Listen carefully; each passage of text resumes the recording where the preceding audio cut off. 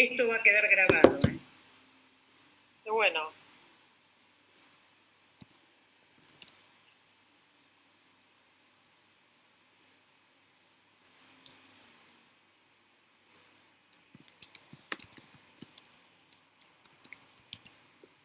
Buenas tardes.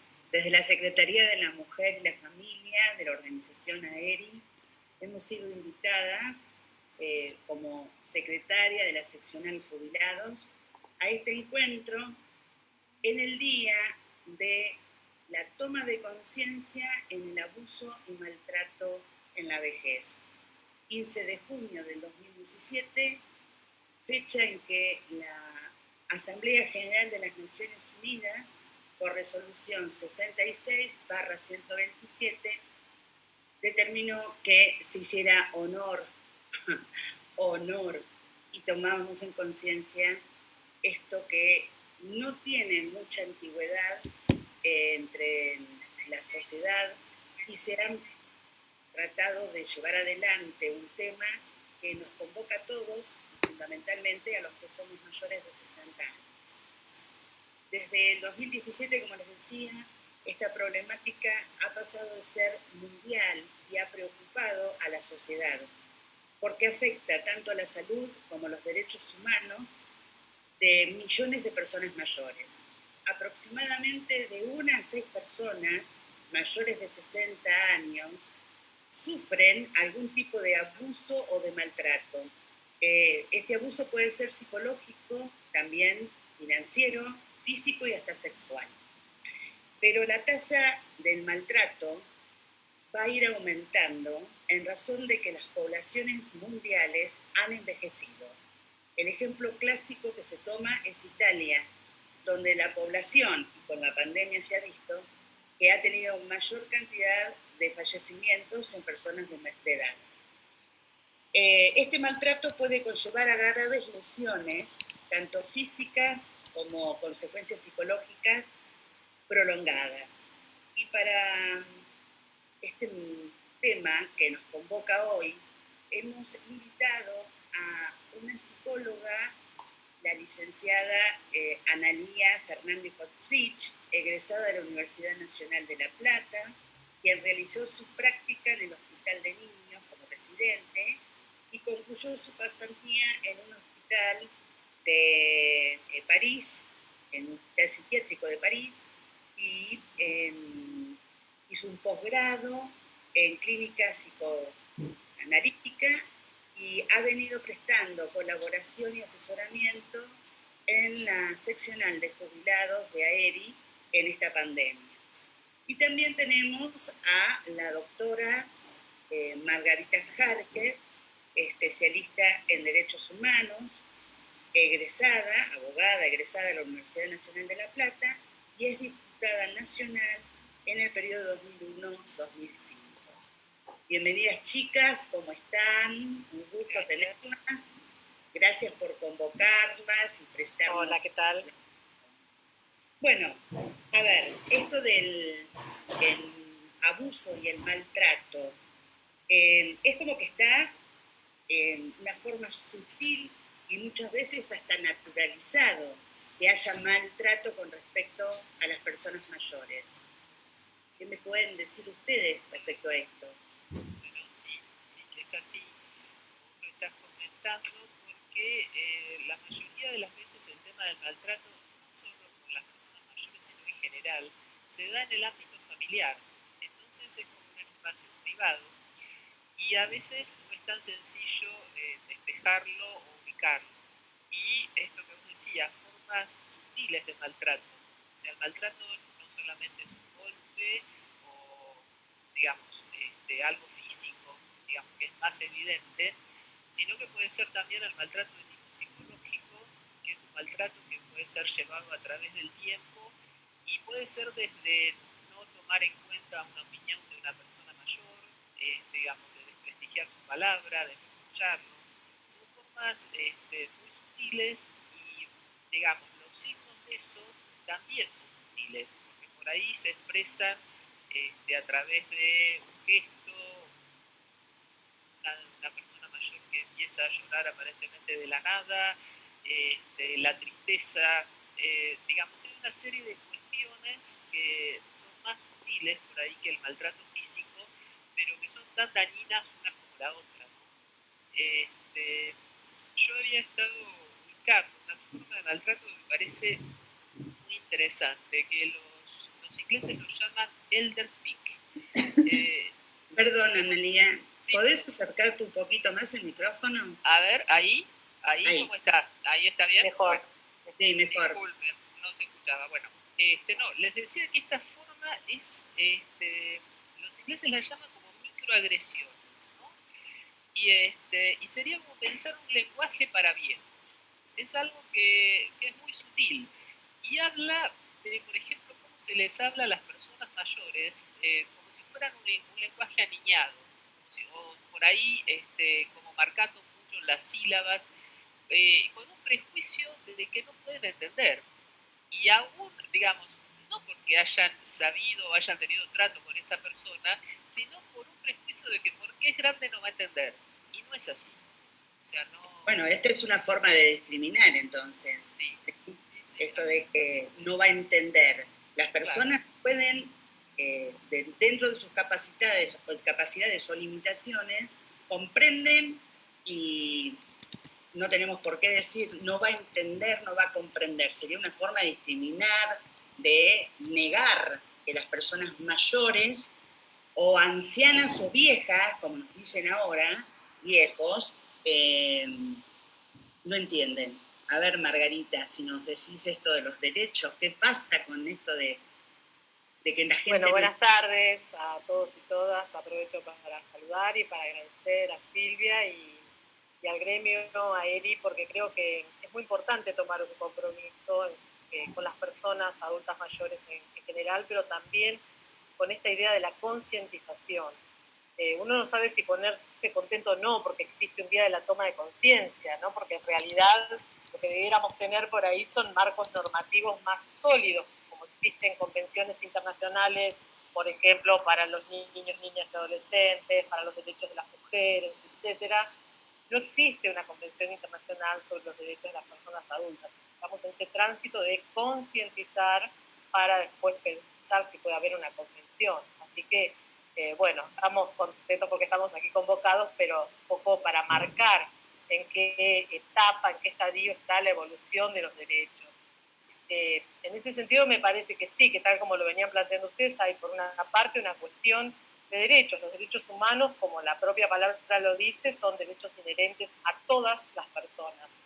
Sin embargo, parece necesario enfatizar en el caso de las personas adultas mayores o personas mayores, porque pareciera que muchos de esos derechos y muchos consagrados, voy a citar uno, por ejemplo, el famoso 82% móvil o, digamos, la garantía jubilatoria de un salario digno, que no se respeta y que entonces eso necesariamente lleva a otra, digamos, necesidad en el sentido de tener que generar distintos ámbitos y distintas políticas públicas, lo que también cuando uno se pone a revisar tenemos un Estado bastante débil en políticas públicas específicas e integrales para las personas mayores de edad.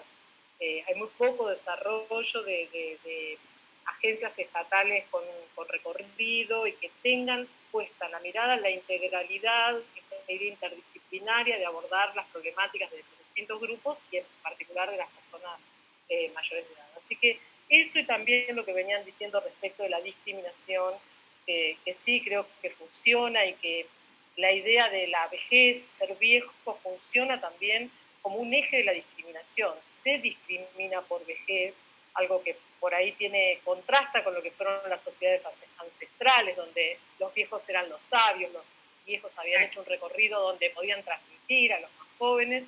En este caso tenemos como un desprecio, ¿no? Entonces, romana, hablando de los derechos, los ancianos eran los que debían ser escuchados, porque ellos eran los sabios, los que tenían el conocimiento, el saber.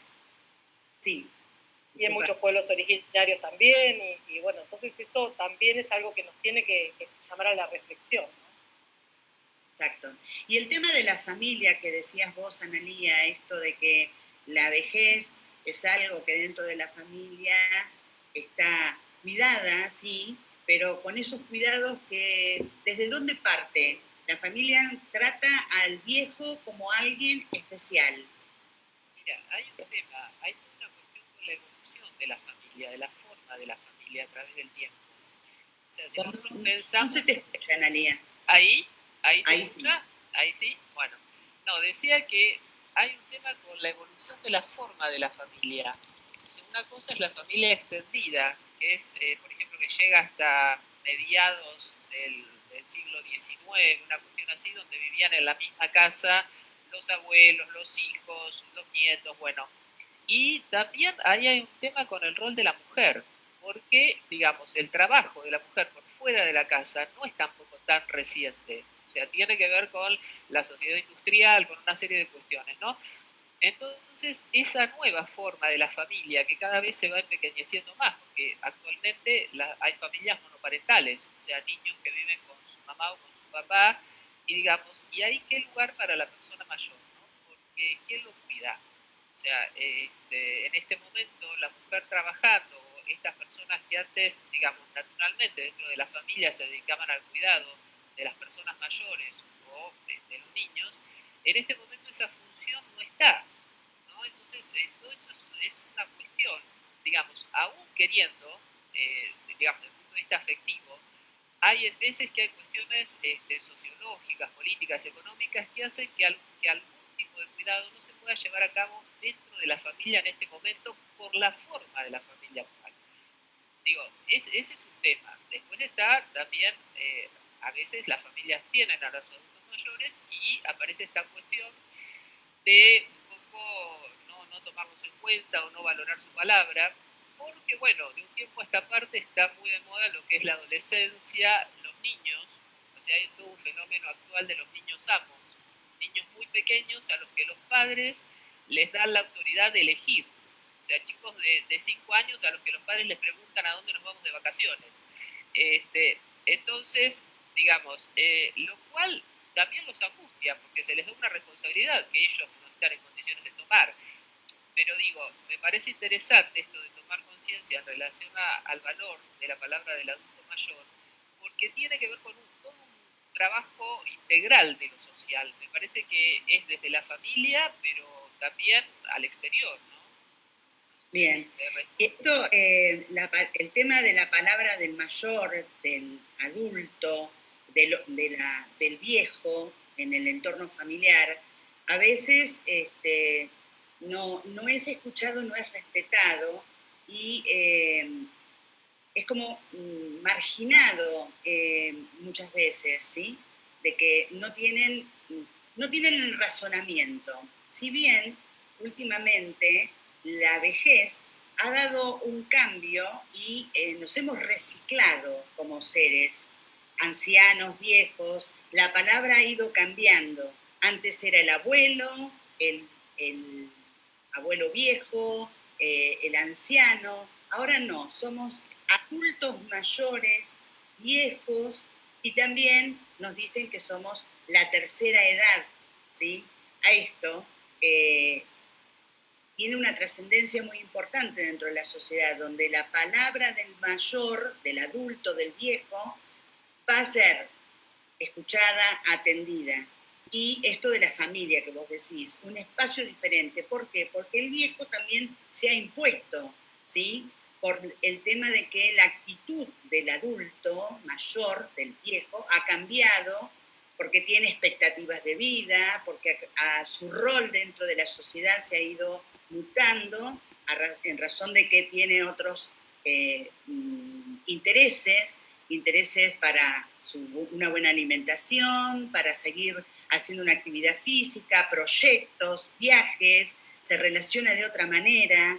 Esto es un cambio muy importante socialmente. Sí, absolutamente.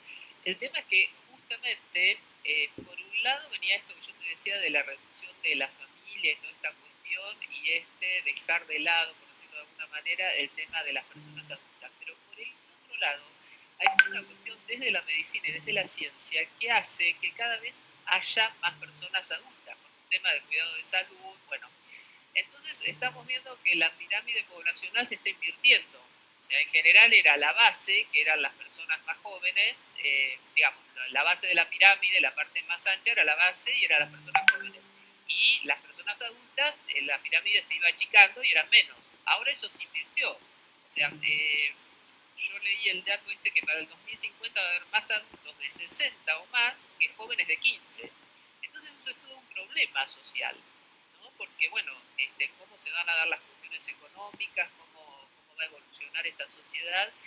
Y creo que eso tiene que ver también con la visualización de esto que vos decías, Silvia, ¿no? De que somos personas que tienen una determinada edad, pero que están en perfectas funciones como para poder seguir teniendo proyectos, incluso para trabajar, ¿por qué no?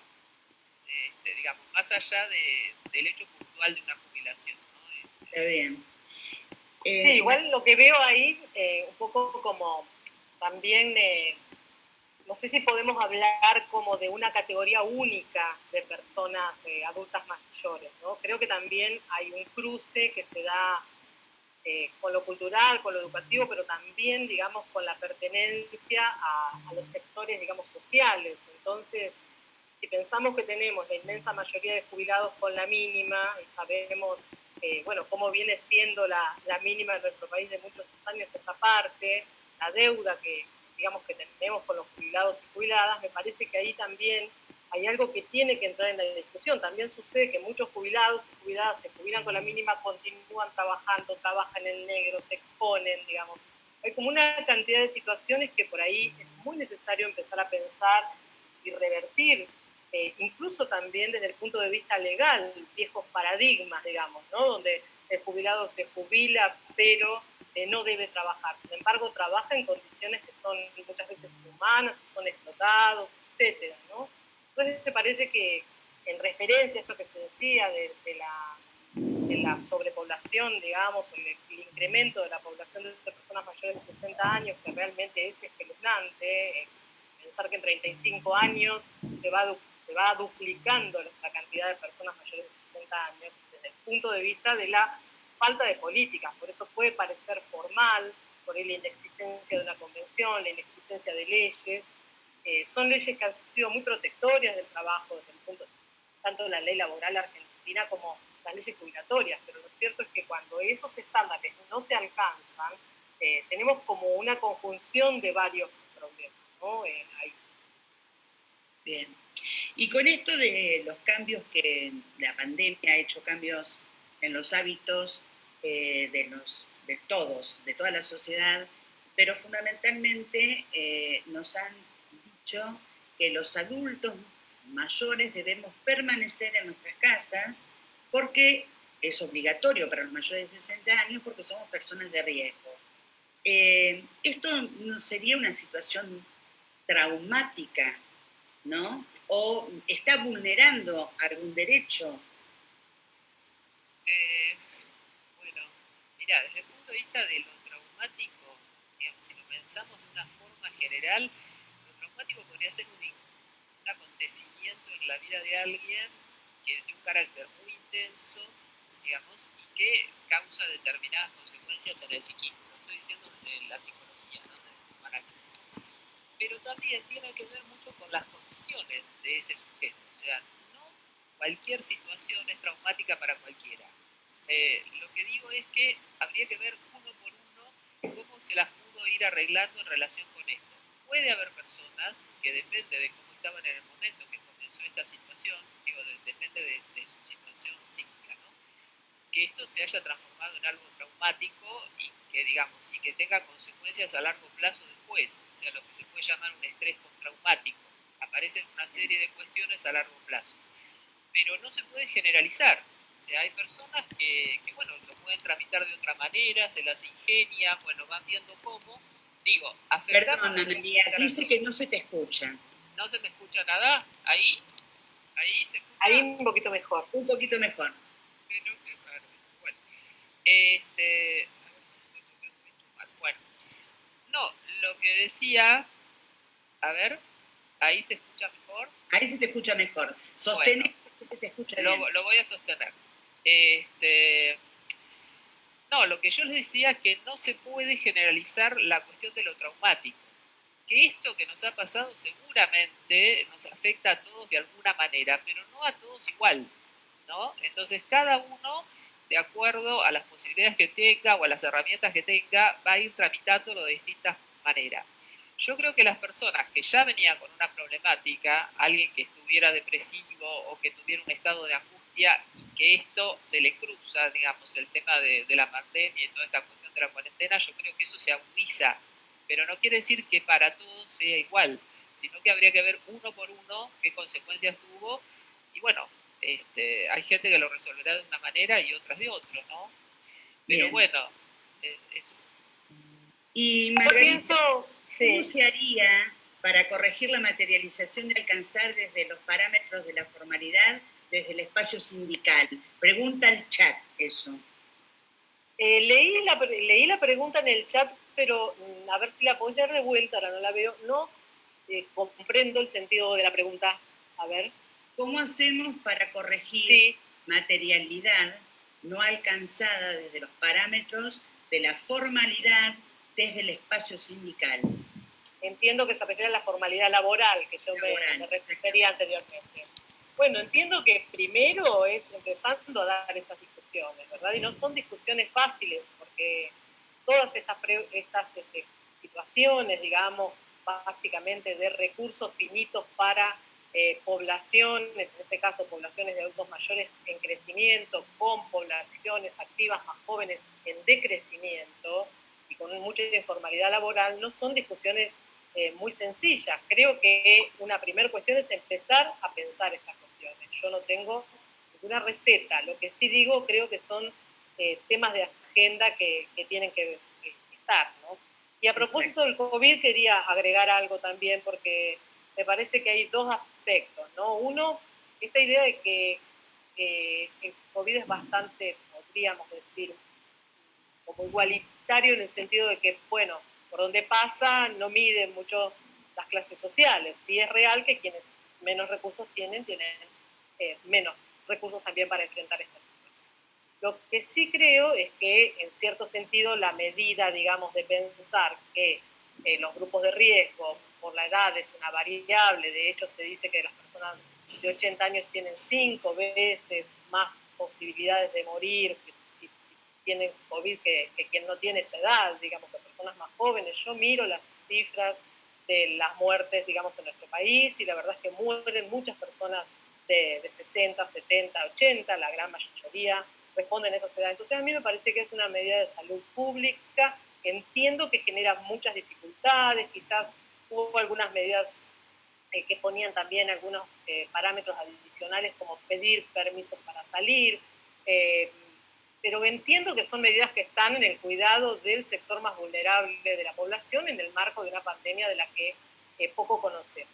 Sí hay otro aspecto que las Naciones Unidas y fundamentalmente su secretario general llamó la atención, que es un poco esta idea del respeto, digamos, del derecho a la vida de las personas de tercera edad en el marco del COVID. Estas circunstancias que aquí no hemos visto y esperemos no ver, pero que sí se vieron en Europa, que es el desafío de estar frente a lugares, digamos, menos lugares de internación que gente que necesita ser internada y toda esta, digamos, por lo menos denuncias que surgieron que se tomaron decisiones en desmedro de personas mayores, ¿sí? Priorizando vidas, digamos. Bueno, algo muy duro para discutir como humanidad, pero que creo que también ese llamado de atención me pareció interesante para destacarlo y que esta idea, digamos, es importante discutir socialmente y cambiar la mirada de la sociedad, ¿no? Me parece que hay algo con este tema de los adultos mayores que nos convoca eso. Bien, justamente esa sería la respuesta a la pregunta si es una sociedad más vulnerable, ¿sí? Claro. Gracias. Bueno, otra pregunta para Analia. Sí, acá estoy transmitiendo en vivo, pero ¿Qué no soy yo, nada consecuencias más que lo estoy psicológicas trae el aislamiento para este grupo de la tercera edad, de los vejez? Algo ya nos dijiste. ¿Me escuchan? ¿Me Sí. escucha bien? Bueno. Miren, lo que yo les decía era justamente que no se puede generalizar. O sea, habría que ver, porque no es lo mismo una persona que tiene una contención familiar, aunque no esté viviendo con la familia, pero digamos que tenga un llamado telefónico, que tenga una reunión por el WhatsApp, bueno, lo que fuere, digamos, un acompañamiento y que esté estimulado y que también tenga una red social. O sea, porque si tiene amigos, si tiene otras personas con las cuales comunicarse, eso es un sostén afectivo. Aunque no esté la presencia física, o sea, y nosotros somos latinos, o sea, sabemos que lo físico, abrazarnos, ir a comer, bueno, todo eso es muy importante, pero en este momento, bueno, hay una prioridad en el cuidado de la salud y está bien eso. Digo, si la persona mayor cuenta con este sostén afectivo, aunque sea por vía virtual, yo creo que sale de otra manera de esta situación que alguien que esté muy aislado. A mí me parece que el aislamiento, no el aislamiento en la casa físico para cuidarse, sino el aislamiento afectivo, yo creo que eso va a tener sus consecuencias y habrá que ver, bueno, cómo cada uno pueda tratar esa cuestión. Por eso les decía que no se puede generalizar. Esto se puede transformar para alguien en una cuestión de estrés postraumático, o sea, gente que puede estar padeciendo ansiedad y que la va a padecer después, aun cuando se levante la cuarentena, porque no es algo automático, digamos, que se levanta esto y que se resuelve todo.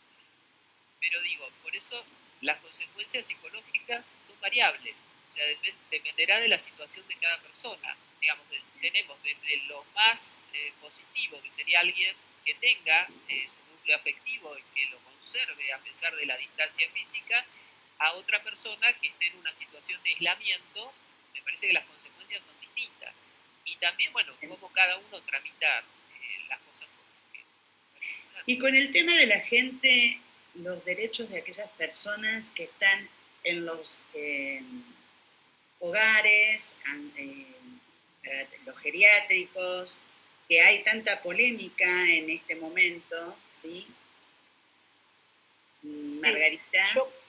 Sí, creo que en principio, bueno, hay algunas normativas también que se dictaron para el tema del COVID, es decir, cómo, en cierto sentido, evitar los espacios comunes, etcétera, tener a las personas internadas en los espacios comunes, mantenerlas más en las habitaciones, pero bueno, hemos visto gran cantidad de geriátricos que han atravesado por esa situación. Yo creo que un poco eso responde a un debate pendiente también. Yo creo que no hay una regulación y un control de los geriátricos en nuestro país como debe ser. Creo que eso uno lo conoce por la experiencia, más que por lo público que eso puede hacer, pero los estados delegan en particulares ese tipo de cuidados y por lo tanto tienen que ser controlados. De lo contrario, hay algo que empieza a suceder que es una suerte digamos, de mercantilismo que no pone en el centro los derechos de las personas. Entonces, hay algo ahí que me parece que también antes de la pandemia había que revisarlo, pero quizás la pandemia pueda ser un impulso para revisar eso. Es una opinión personal, pero bueno, un poco también asentada en lo que uno ve, vivencia, un poco esas tercerizaciones que el Estado hace y luego controla poco, por lo menos. Bien. Bueno, también hay un tema, un nuevo término que se ha utilizado al calificar a las personas ancianas o viejas, que es la sexalescencia. Esto de que el adulto, el viejo, tiene una posibilidad de tener una segunda adolescencia, ¿sí? Algo que nos permite volver a empezar con aquello que teníamos como expectativa de vida cuando éramos adolescentes. Y en la vejez volvemos a tener estos proyectos, estas salidas, lo que decimos hoy un poco más adelante, más entrando en la conversación. ¿Por qué? Porque los hombres a los 70 años todavía son jóvenes, las mujeres a los 60 años son mucho más jóvenes que el hombre. Entonces tienen otra dinámica, otra actividad, ya no son las abuelas que cuidan a sus nietos y no hacen nada más que eso. Hacen talleres de computación, hacen reciclaje, estudian idiomas, el hombre también, practican deportes, ellos mismos se potencian como grupo y hasta empiezan a ver esta posibilidad de no ir a un geriátrico, sino de organizarse para convivir en grupos, como en manada, ¿no? De aquellas personas que se conocen y que tienen los mismos gustos, las mismas intenciones, entonces se preparan para otro contexto social. esto de la sexalescencia, algo muy nuevo.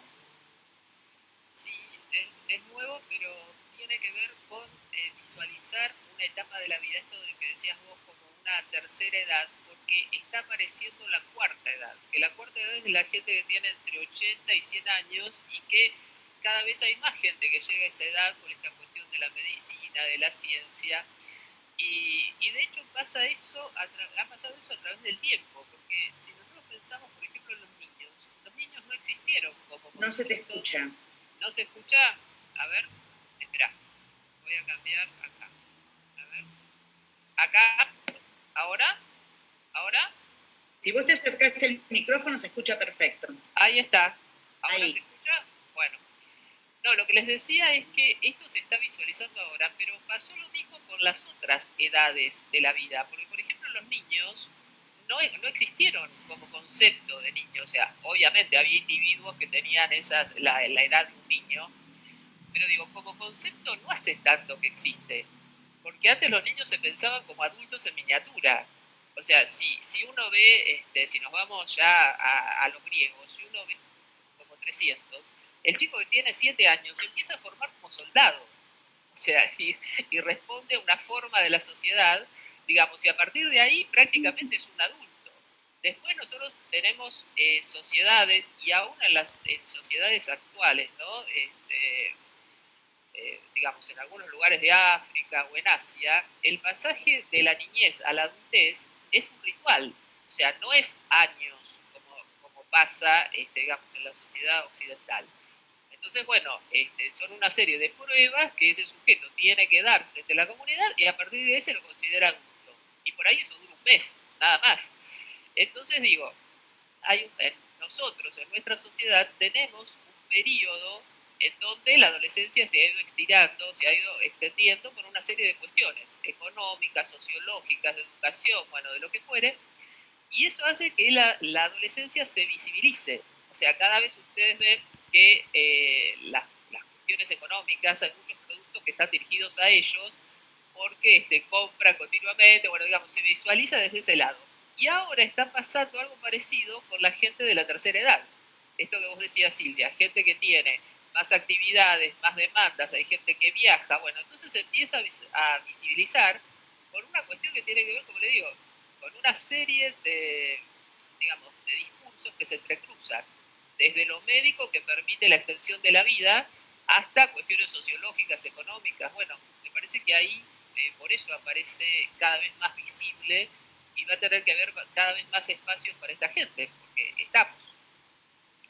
Esto de los espacios es fundamental, porque volviendo al tema de los geriátricos, lo que decía Margarita, que sea privado y que el Estado no se haga cargo de un espacio donde el viejo pueda llegar con sus cosas e instalarse y tener una vida propia dentro de un Estado que lo contenga y que se haga cargo de su salud, porque si vos tenés una jubilación o gozás de una pensión, podés hacerte cargo y el Estado tiene la obligación, supongo, la obligación de contenerte y mantenerte en un lugar, porque por estas circunstancias no te podés seguir manteniendo en tu hogar, porque tu físico no te da para seguir arreglándote, cocinándote, pones en riesgo tu vida, porque, bueno, los achaques no vienen solitos, la edad te va llevando un montón de cuestiones que hacen a esto de que vos busques un espacio y el Estado juega un rol. Vos decías que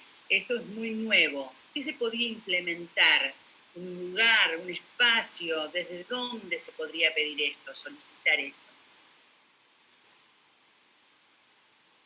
Yo creo que un poco desde todos los lugares podría pedirse, ¿no? Un poco ese es un derecho que nos asiste, que es peticionar, pero creo que, bueno, como decía al inicio de la charla, no lo dije solamente a modo de agradecimiento, creo que dar espacio para estos debates y también dar espacio como sujetos activos a las personas adultas mayores o a las personas mayores, porque creo que también nadie mejor que ellos, como en cada rama en la que participamos como personas, pueden saber qué desean, qué necesitan. También muchas veces las respuestas para determinados grupos etarios están absolutamente como formateadas, ¿no?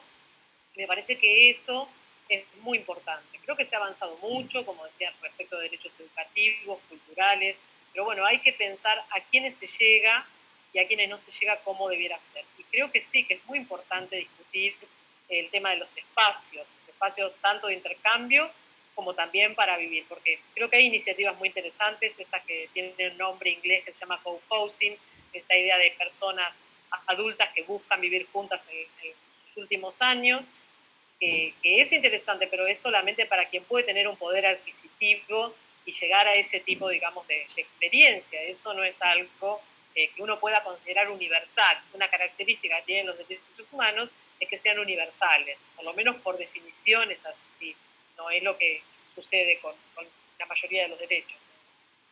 Bien. Bueno, creo que podemos ir haciendo una conclusión de todo esto que nos ha convocado hoy, que es la toma de conciencia de lo que es el abuso y el maltrato a la vejez. Y bueno, llegamos a 3, haciendo un resumen, es tomar conciencia de que los viejos somos viejos y estamos en un ámbito donde necesitamos ser considerados, atendidos y cuidados. Si bien no sabemos cuidar solos, me pongo en el lugar porque yo también ya soy vieja. Debemos tener espacios para empezar a plantear estas cuestiones y ser escuchados. Y el tema del maltrato, algo que nadie considera, empezar a ver cómo tratamos a aquellas personas que están dentro de nuestro entorno y cómo nos manifestamos con respecto a ellos, ¿sí? Desde lo verbal, desde lo físico, espacio, ceder un lugar, escuchar, porque el viejo también quiere ser escuchado. Entonces, yo tenía a mi abuela que me encantaba escucharla con sus anécdotas de cuando vino de España y saber que queríamos ver otras cuestiones de que ella había experimentado y nosotros no las conocíamos. Y a través de lo que escuchamos de los viejos es lo que después sabemos nosotros con qué nos fuimos identificando, porque vamos descubriendo aquellas cuestiones que hacen a nuestros gustos, a nuestros placeres. Y hay otra pregunta que dice, maltrato invisible. El maltrato invisible, Analía, ¿de qué hablamos? No, ¿se escucha? ¿Me escuchan? Sí. Bueno, no, era justamente esto que les decía yo hoy, que era el maltrato dentro de la familia y que tiene esta cuestión tan sutil de, por ejemplo, no escuchar a la palabra de la persona mayor, o si no también esto de que yo les decía de hablarle como si fuera un niño pequeño, porque que no entiende. Entonces hasta parece afectivo, pero eso pasa mucho por ahí en los hogares de ancianos, que por ejemplo se los trata de una manera con este prejuicio de que porque es mayor no entiende. Yo les digo una cosa, yo cuando recibo en el consultorio, yo atiendo niños y de ahí en adelante, bueno, todas las edades, ¿no? Y yo aún a un niño pequeño le pregunto cómo quiere que lo nombre, o sea, cómo quiere él que yo lo nombre. Y yo creo que esto también, a cualquiera hay que preguntarle eso, a una persona mayor también, o sea, cómo quiere ser nombrada cuando llega a una institución, cómo, digo, y no dar por supuesto que no va a entender. Aún alguien que tenga un problema neurológico, algo entiende. Entonces hay que ver, partir de lo que esa persona tiene, no de lo que le falta. Entonces me parece que despreciar su palabra, a eso me refería yo con un maltrato invisible, como que por ahí eso está naturalizado y no se ve. O sea, ocurre ante nuestra vista y uno no lo pesca porque es natural a veces llamarlos o tratarlos de esa manera. Y me parece que eso tiene que ver con un tema de la formación de las personas que trabajan con personas mayores, ¿no? Este supuesto de o hablarles más alto o hablarles marcando las sílabas o con diminutivos. Yo me acuerdo que mi mamá murió cuando ella tenía 89 años y a veces las enfermeras cuando ella estuvo internada le decían abuelita y ella les decía, yo no soy abuela de nadie menos suya. Claro, y parecía una vieja mala onda, pero en realidad ella le estaba diciendo que tenía un nombre, ella quería que la llamen Anita, se llamaba, bueno, decime Ana o Anita, ¿no? Pero por eso, me parece que es como una cosa de prejuicio y no son niños. O sea, y digamos, es gente grande que puede tener alguna disminución de alguna función, puede ser auditiva, neuronal, lo que quieran. Pero digo, hay que partir de lo que hay, no de lo que falta, ¿no? Bien. Yo pensaba, a ver, sí, no, sobre el tema de esta invisibilidad o invisibilización, que bueno, como muchas violencias, digamos, están invisibilizadas. Veía unos números de una Secretaría de Tercera Edad que hay en la Ciudad Autónoma de Buenos Aires, donde el 90% de los maltratos que se denuncian son en el ámbito intrafamiliar, ¿no? Y eso, como también el 70% son denuncias hechas por mujeres. Entonces, bueno, nada está, digamos, ajeno a la sociedad en la que vivimos y pienso realmente que una de las cuestiones es la invitación a hablar de estos temas y también a denunciar. Como muchas veces uno ve abusos policiales en la calle y demás y se mira para otro lado, creo que también con el conocimiento que muchas veces se tiene sobre padecimientos de personas de adultas mayores, también se mira para otro lado. Entonces, me parece que ahí está el tema del compromiso de la sociedad, en estas cuestiones que pueden ser debido a muerte, es decir, una fractura en una persona joven no es lo mismo que una fractura en una persona de 70, 80 años. Muchas de estas cuestiones pueden llevar a hospitalizar, pueden llevar a costarles la vida muchas veces, o su locomoción, o lo que fuera. Entonces, creo que hay que darle esa entidad y correr del lugar de lo descartable a las personas adultas mayores y mirar también, aunque sean los microámbitos, las capacidades que esas personas tienen, que siempre alguna tendrán. Y con eso tal vez hasta pueden ser capacidades productivas o pueden ser capacidades que pueden dialogar con otras capacidades, pensando en actividades gremiales o de colectivos, digamos, de jubilados y jubiladas. Creo que hay mucho de creatividad también por delante con todo esto y de emerger las verdades. Eso es muy bueno, emerger las verdades. Bueno, ese fue mi compromiso cuando yo asumí la seccional de jubilados, emerger un estado de letargo de la vejez para empezar a hacer. Por eso mi seccional, se llamó Jubileando, porque seguimos andando. Esa es la idea de este encuentro, que si bien estamos hablando del abuso y el maltrato, también sabemos que somos una generación y somos los viejos que queremos seguir estando con el COVID y pasado el COVID, seguir celebrando y festejando. Nosotros hemos compartido muchas cosas. Con Margarita hemos ido a encuentros de baile, con teatro, que ha sido muy, y cena, que ha sido muy divertido. Con Analía, bueno, hemos charlado unas veces de este tema de lo que es la vejez. Yo tuve una mamá hasta los 94 años, por consiguiente cero que se habla de la vejez, con una vitalidad increíble. Y esto de poder construir y no destruir cuestiones de vejez es para todos muy importante, porque en la sociedad no está solamente la juventud, también estamos nosotros, los que fuimos constructores de algo para que se sigan dando. Entonces, bueno, a empezar a crear políticas nuevas donde sean integrados los viejos y nos den espacios donde podamos construir un mejor lugar para seguir pasando y trascendiendo en nuestras vidas. Chicas, muchas gracias. Un gusto, Margarita, un gusto, Analía.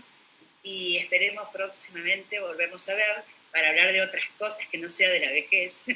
Bueno, gracias a vos. Bueno, muchas gracias y gracias también a la gente que no la vemos pero que está.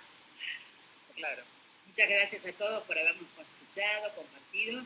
Gracias a Gisela Capano por haberme invitado a hacer este vivo, que por supuesto uno siempre piensa que no lo va a poder hacer, pero cuando se encuentra con gente que es confiable en lo que dice y uno conoce de qué va a hablar, estando nosotros siempre en este espacio, podemos llegar a concluir diciendo que ha sido un placer estar esta tarde con ustedes y que los viejos aquí estamos para ser escuchados.